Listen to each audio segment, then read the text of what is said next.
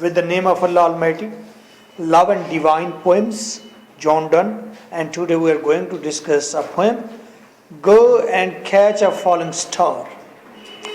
This is an old English. आप थोड़ा सा तवज्जो करें pronunciation पर. Go and catch a falling star, get with child a mandrake root. Mandrake root.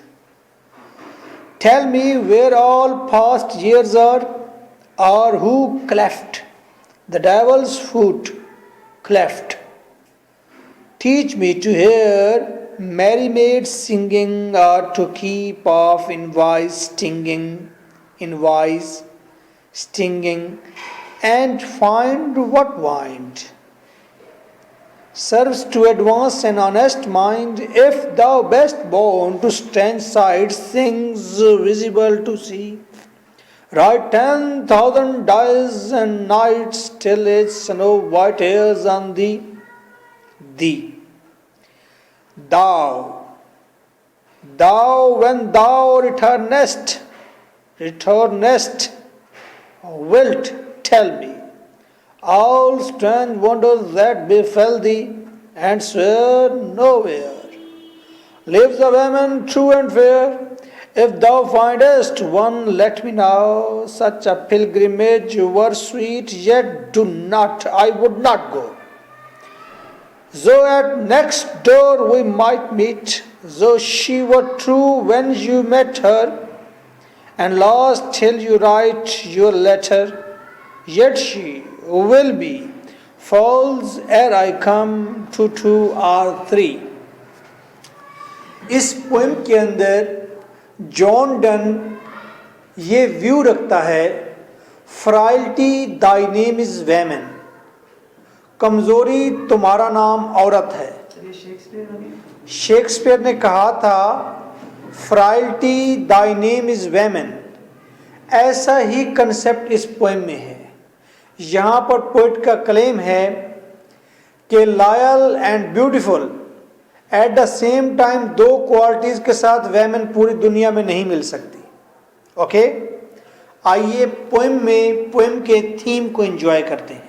Okay, पहला स्टैंजा मैं पढ़ाऊंगा तो पोइट कहेगा देयर आर सम इम्पॉसिबिलिटीज, लेकिन ये पॉसिबल हो सकती है. कुछ इम्पॉसिबल चीजें हैं, but these can be possible. आइए वो कौन सी इम्पॉसिबिलिटीज हैं जो पॉसिबल हो सकती हैं. Go and catch a falling star, जा और जाकर गिरते हुए सितारे को थाम ले. Is it possible? Is it possible? That is not possible कि गिरते हुए सितारे को कोई शख्स जाकर पकड़ ले. ऐसा नहीं हो सकता. But according to John Donne that is possible. कहते जा और गिरते हुए सितारे को थाम ले. गेट विद चाइल्ड, और बच्चा पैदा कर ले. आ मैंड्रिक रूट, मैंड्रिक रूट से, ये एक किस्म की जड़ है या पौधा है. अगर इस पौधे को आप देखेंगे, इसकी शक्ल इंसान से मिलती जुलती होगी. ऊपर बड़ा सारा सर नजर आएगा, बॉडी नजर आएगी, आर्म नजर आएंगे. तो इसे मैंड्रिक रूट कहते हैं. ह्यूमन बीइंग से मुशाबहत है इसकी. तो कहते हैं जा मैंड्रिक रूट से, यानी कि एक पौधे से जाकर बच्चा पैदा कर ले. कोई आदमी जाकर पौधे से बच्चा पैदा नहीं कर सकता, वेमेन से बच्चा पैदा कर सकता है. So that is impossible thing कि समवन गो और वो एक मैंड्रिक रूट से बच्चा पैदा कर ले. That is also impossible thing. Tell me where all past years are, और मुझे कोई बताए कि माजी के सारे साल कहाँ गए हैं. कोई बता सकता है कि माजी के सारे साल फिलहाल जगह पर रखे हुए हैं. यूनिवर्स में फिलहाल जगह पर हार्ड डिस्क है, उस हार्ड डिस्क में इतनी जीबी डेटा पड़ा हुआ है, वो सारा पास्ट ईयर्स का है. नो, किसी को पता नहीं पास्ट ईयर्स कहाँ जाते हैं. अजीब सी बात है. लेकिन वो कहते हैं that is also possible may be, कि कोई मुझे आकर बता दे कि पास्ट ईयर्स कहाँ पर है. और who cleft the devil's foot, या मुझे कोई आकर बता दे कि एक शख्स ने चुड़ैल के पांव काट कर रखे हुए हैं. अक्सर कहते हैं ना चुड़ैल के पांव उल्टे होते हैं, उसके ऊपर बाल होते हैं, पस होती है, स्मेल होती है उसके पांव से। चुड़ैल के पांव के बारे में ये बात मशहूर है, ठीक है। तो हर शख्स कहता तो है कि चुड़ैल के पांव उल्टे हैं, मैंने चुड़ैल को देखा है, लेकिन वो कहता है कि एक शख्स ये भी कह सकता है कि मैंने चुड़ैल के पांव काट कर रखे हुए हैं, ठीक। ये इम्पॉसिबल चीज है, बट राइटर के पोएट की इंटेंशन में ये है कि ये सारी इम्पॉसिबल चीजें पॉसिबल हैं। वो कह नहीं रहा ये पॉसिबल हैं, लेकिन राइटर की इंटेंशन में ये है कि ये सारी चीजें पॉसिबल हैं। Okay, teach me to hear mermaid singing, कोई मुझे आकर सिखाए बताए कि मैरी मेड किस तरह सिंगिंग करती है। मैरी मेड जल परी, ऊपर से बॉडी वैमन की, नीचे से फिश, ठीक है। और वो कहते हैं उसका गीत बहुत सहर अंगेज होता है। जब वो गीत गाती है तो कितने बड़े बड़े गलैंट उसके गीत के सहर में आ जाते हैं। एक वो मूवी है पायरेट्स वाली, which one movie is there? Pirates of Caribbean. Okay, इस मूवी के अंदर वो जल परी आकर गीत गाती है तो बोट पर बैठे हुए जो लोग हैं उसमें से एक जंगमैन बिल्कुल पानी में उतर जाता है उससे मिलने के लिए, और बाद में वो सारी खा जाती हैं, हमला कर देती हैं इंसानों पर। जल परी असल में वो खूबसूरत होती है इंतहाई, लेकिन वो डॉज करती हैं। समंदर में जो लोग रहते हैं, जो ही वो सामने आते हैं उसके गाने के अंदर मगन होते हैं, वो अटैक करती हैं और उनको खा जाती हैं। ये जल परी के बारे में मुख्तलिफ किस्म की न्यूज़ हैं, पीसेस ऑफ न्यूज़ हैं, या बहुत सारे उसके बारे में अफवाहें हैं, पता नहीं वो पॉसिबल है या नहीं, या मिथिकल कैरेक्टर है। बहरहाल वो कहता है कोई मुझे आके बता सकता है कि मैरी मेड गीत कौन सा गाती है, इवन कि दैट इज इम्पॉसिबल थिंग। और to keep off envy's stinging, या कोई शख्स ये भी कह सकता है कि मेरे अंदर जेलसी होती ही नहीं है। इन वॉइस जेलसीज, स्टिंगिंग जेलसी के डंग, उसकी बाइटिंग। ह्यूमन बीइंग के अंदर जेलसी लाजमी होती है, ये कोई नहीं कह सकता मेरे अंदर जेलसी बिल्कुल नहीं है। हाँ, मैं ये कहता हूं कि हर इंसान का अपनी जेलसी पर कंट्रोल है। किसी का बहुत अच्छा कंट्रोल है, किसी का स्लो कंट्रोल होता है, किसी का कंट्रोल नहीं होता। और हम ह्यूमन बीइंग, पूरी दुनिया के ह्यूमन बीइंग ये सीख रहे हैं और अपने अंदर तब्दीली ला रहे हैं कि हम जेलसी के ऊपर कंट्रोल गेन कर लें, ठीक है। और हम बहुत सारी हद तक कामयाब हो भी गए हैं। अब हमें बहुत ज़्यादा जेलसी नहीं होती, हम किसी की तरक्की देखकर उसको जाके उससे लड़ने नहीं लग जाते, बल्कि अगर कोई पास हो जाता है तो क्या कहते हैं, मिठाई खिलाओ भाई। एक्चुअली ये मिठाई खाना भी अपनी जेलसी को सेटिस्फाई करने वाली बात है कि तुम्हें बड़ा फायदा हुआ है तो थोड़ा सा फायदा हमें दो, मिठाई खिलाओ, दावत खिलाओ। इससे ये असल में वही जेलसी ही बैलेंस कर रहे होते हैं हम अपनी। इस तरह जो बहुत अमीर होते हैं वो अगर पैसे खर्च ना करें, लोग कहते हैं ओए ये कंजूस है, कंजूस है। तो गरीब आदमी भी पैसे खर्च नहीं कर रहा होता, लेकिन अमीर को क्यों कहते हैं? आउट ऑफ जेलसी कहते हैं। फिर अमीर कुछ सियाने होते हैं, फिर वो मंथली मिलाद रख लेते हैं, खैरात करते हैं, ज़कात देते हैं, महल्ले के अंदर घूमते हैं और किसी नीडी की हेल्प करते हैं और सबको दिखा कर करते हैं, सो दैट जेलसी की स्टिंगिंग कम हो जाए। ये जेलसी की फ़िलासफ़ी है, और शेक्सपियर ने भी एलाबोरेट किया है कि इंसान के अंदर जेलसी होती है, और इसके ऊपर पूरा शेक्सपियर ने एक ड्रामा लिख दिया है जिसका नाम उथेलो है, आपके सिलेबस में शामिल है, ठीक है। ओके,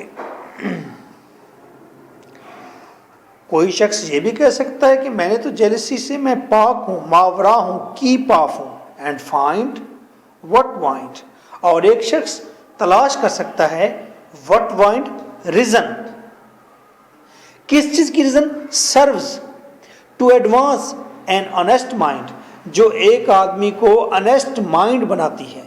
यानी कि कोई आदमी ये भी आकर बता सकता है कि फिलां शख्स अगर ईमानदार है तो ईमानदारी की पीछे रीजन ये है। कोई भी नहीं बता सकता कि ईमानदारी की रीजन क्या होती है। ये भी एक इम्पॉसिबल बात है, और कहता है ये पॉसिबल है। ये एक 16th सेंचुरी का पोइट है, उसकी बातें मेटाफिजिकल हैं, उसकी बातें स्कैटर्ड हैं।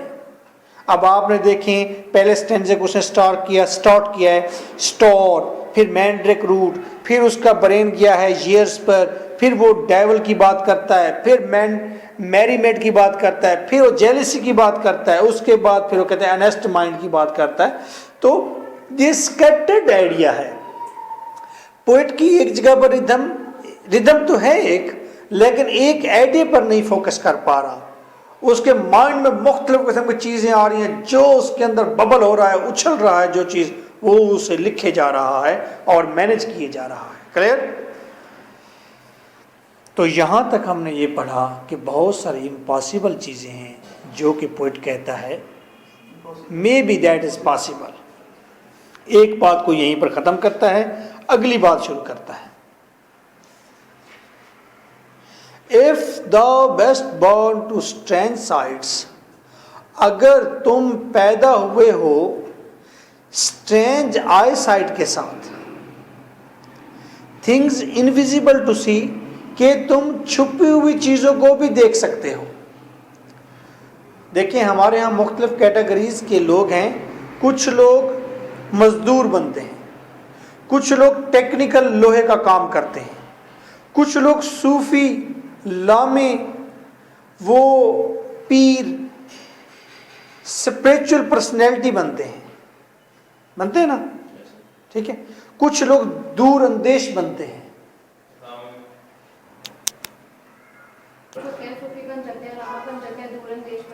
तो इसका मतलब है कि कुछ लोग सिर्फ फिजिकल चीजें देख पाते हैं और कुछ लोग बियॉन्ड द फिजिकल भी अंदाजा कर लेते हैं, गॉड का इदराक कर लेते हैं। विलियम ब्लेक है, उसने क्राइस्ट को देखा है चलते फिरते। कई लोग वाज़े तौर पर छुपी हुई चीज़ों को देखने का एक गुण रखते हैं या एक क्वालिटी उनके अंदर होती है। यहाँ पर राइटर कंडीशन बता रहा है। पहली कंडीशन बताई है कि अगर तुम गहरी बसीरत रखते हो और छुपी हुई चीज़ों को भी देखने की अहलियत रखते हो, तुम एक पुरस्कार आँख रखते हो, तुम एक रूहानी शख्सियत हो, तुम बिल्कुल बारीक बीन और मैक्रोस्कोपिक आय रखते हो, छुपी हुई चीज़ों का भी अंदाज़ा कर लेते हो, ऐसी पुरस्कार तुम्हारे अंदर शख्सियत और क्वालिटी है।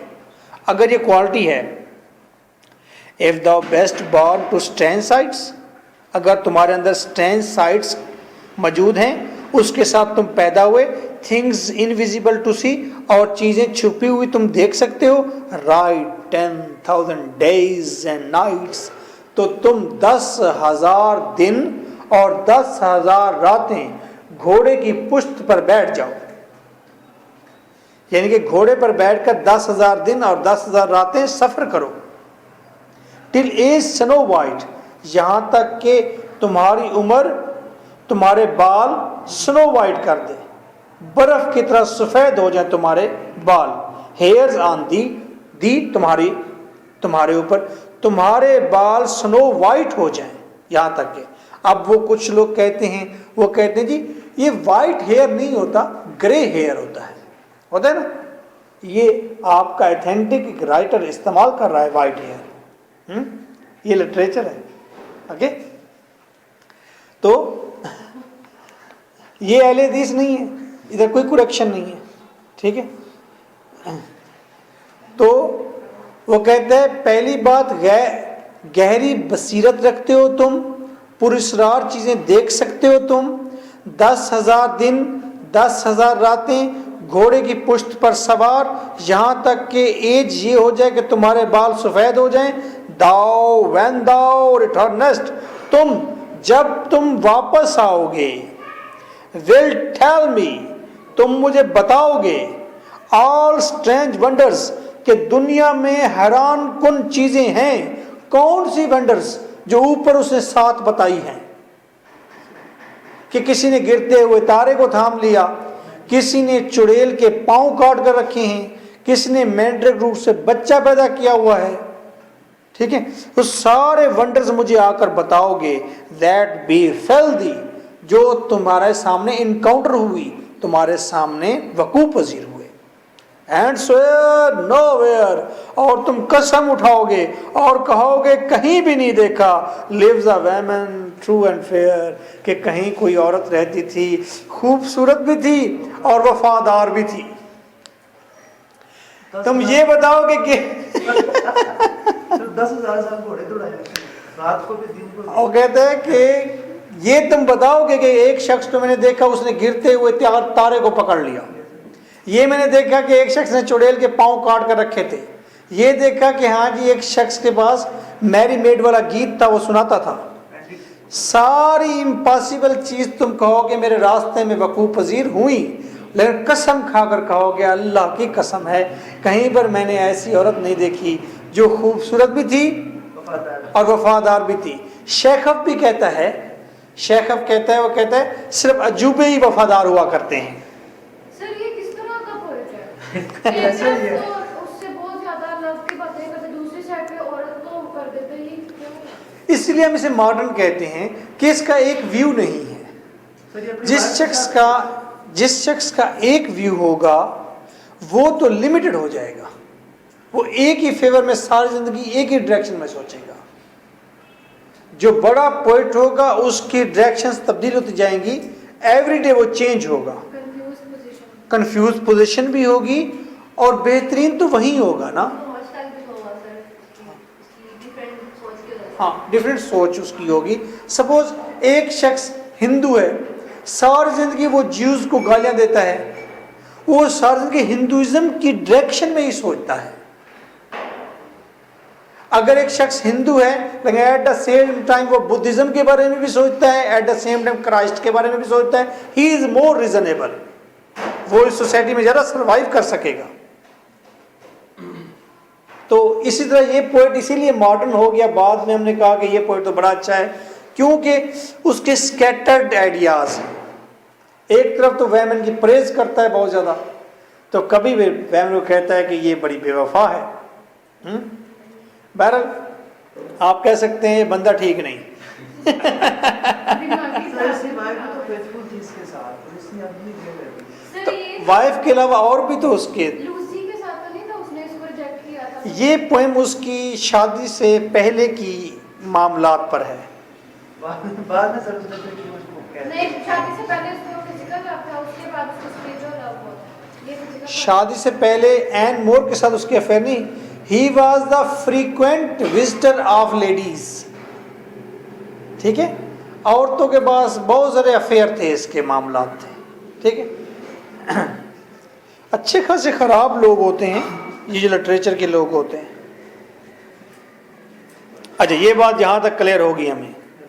अच्छा, इफ द फाइंडेस्ट वन, फिर वो कहते हैं अगर तुम्हें कोई एक मिल जाए ऐसी औरत, लेट मी नो, मुझे जरूर बताना। सच अ पिलग्रिमेज वर स्वीट, कहते हैं मैं वहां पर घुटनों के बल हज करने जाऊंगा।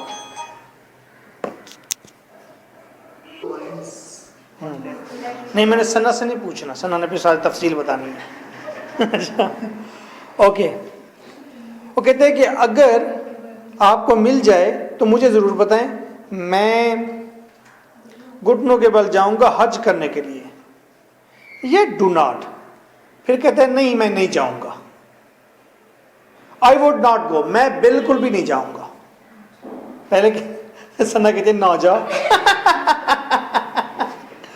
कहता है मैं जाऊंगा हज करने, मुझे इतनी खुशी होगी कि ऐसी मुकद्दस देवी को मैं देखने जाऊं। फिर कहते हैं मैं नहीं जाऊंगा, मैं हरगिज नहीं जाऊंगा। Though at next door we might meet, चाहे हम दूसरे दरवाजे पर ही क्यों ना मिले, यानी कि वो मेरी हमसाई क्यों ना हो, फिर भी मैं नहीं जाऊंगा। जो शी वर ट्रू, गो के वो वफादार होगी। व्हेन यू मेट हर, जब आप उससे मिलेंगे हो सकता है उस वक्त वो वफादार हो। And last till you write your letter, और फिर जब तुम मुझे अपना आखिरी लेटर लिखोगे कि डन, आ जाओ, यहां पर है वो वफादार और खूबसूरत लड़की। येट शी विल बी, ताहम वो हो जाएगी, फॉल्स, बेवफा, एर आई कम, इससे पहले कि मैं उस तक पहुंचूं, टू 2 लोगों से बेवफाई कर देगी, 3 तीसरे आदमी के साथ भी बेवफाई कर देगी, यानी कि वैमन का कोई एतबार नहीं। मुझे आप कहेंगे यहां पर लेती है खूबसूरत और वफादार औरत, मैं वहां तक पहुंचूं इससे पहले, चाहे 7 वाले दरवाजे पर क्यों ना हो, तो इतनी देर में जब मैं पहुंचूंगा वो कहेंगे नहीं अब वो वफादार नहीं रही, वो 2-3 लोगों से बेवफाई कर देगी। ठीक है, उसने कहा ड्राइविंग के असूल हैं। ओके, अगर ड्राइविंग कर रहे हैं सामने छोटा बच्चा आ जाए तो आप गाड़ी जो है बच्चे के आगे से निकालें, बच्चा है डर कर पीछे चला जाएगा। अगर आप ड्राइविंग कर रहे हैं और आपके सामने मर्द आ गया है तो आप गाड़ी पीछे से निकालें, क्योंकि वो मर्द है और पुख्ता इरादे के साथ आगे ही जाएगा। अगर रोड के ऊपर कार के आगे औरत आ जाए तो उसने कहा फौरन ब्रेक लगा देनी है, उसका कोई पता नहीं है कि आगे जाती है कि पीछे जाती है। कई लोग तो इतने एक्सपर्ट होते हैं वो यहाँ तक पहचान लेते हैं आगे वाली गाड़ी की ड्राइविंग देखकर गाड़ी कैसे जा रही है, वो कहते हैं लाजमी कोई औरत चला रही है। ठीक है, तो ट्रैफिक अक्सर फंसी होती तो आगे जाके वो देखते हैं तो कहते हैं बस आगे कोई औरत ही होगी जिससे फंसाई होगी गाड़ी। ओके, कोई क्वेश्चन इसके बारे में? बेइज्जती तो बहुत हो गई है। वो कह रही है सबसे बुरी लगी है लगनी चाहिए आपको बेटा, गैरत का तकाजा है।